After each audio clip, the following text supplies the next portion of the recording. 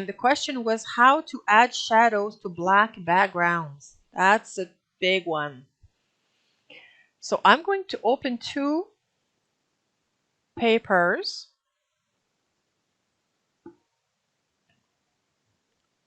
And just to make it faster, I'm going to resize it.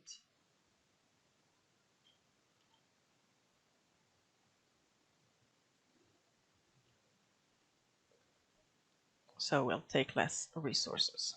Okay, so I have here this yellow paper. If I have a picture tube that has buttons, I have to load them. So I have this button.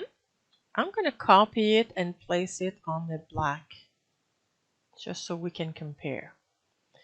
So on the yellow, I will probably have my drop shadow set to, let's say, maybe 10 and 10, 60, 10. You can see that kind of makes sense. If I am to add the exact same settings for a shadow here, so I will use Control Y so I have exactly the same thing. Well, you don't see it. You really don't see at all. So I'm going to undo this. Let's go to the 3D effect drop shadow. So by default, I have the same settings. In order to see it, I'm going to have to increase my offset so it's a little more obvious. Likely, I'm going to increase the opacity and reduce the blur, because when you have blur, it makes it faint. So you might see a little bit more of that shadow. If you look in the preview, it's like pretty big. You would not use a shadow like that on a lighter color. So I'm just going to put it at 15. Maybe 20 is a little bit more than I want. Okay. And this is probably the best you can actually do. One thing that you will notice is that typically designers are not going to use pure black or pure white for another reason, but pure black because exactly for that reason, you can't see any shadow on black.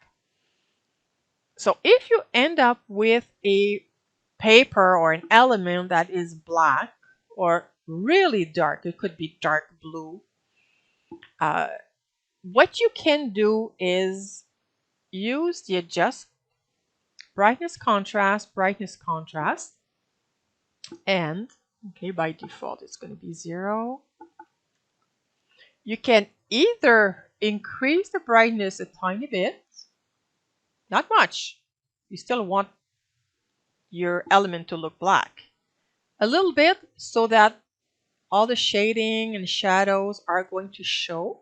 You can increase the brightness a little bit, or you can reduce the contrast a little bit.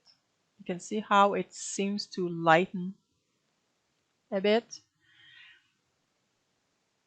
So that is one alternative if you end up with some elements and papers that you find are too dark. But it is harder, and simply because you don't see as much shadows when it's dark. Think of it in the middle of the night when everything is very dark, shadows are not that visible. The only time you see shadow is when there's light. And to get light, it doesn't go with black. So hopefully it kind of makes sense. But you'll have to emphasize those shadows. And if anything, you might want to have your shadow on a separate layer. And maybe you can right click and duplicate it to get it. But it's still going to be harder to see than on any other type of color.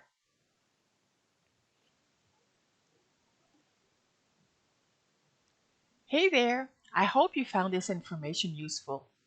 If you're curious to dive deeper and explore more about PaintShop Pro, we've got a wealth of resources waiting for you in our membership area.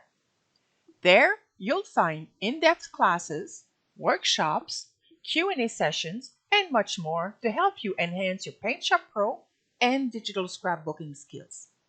Feel free to check it out. The link is in the description below. Thanks for watching and see you in the campus.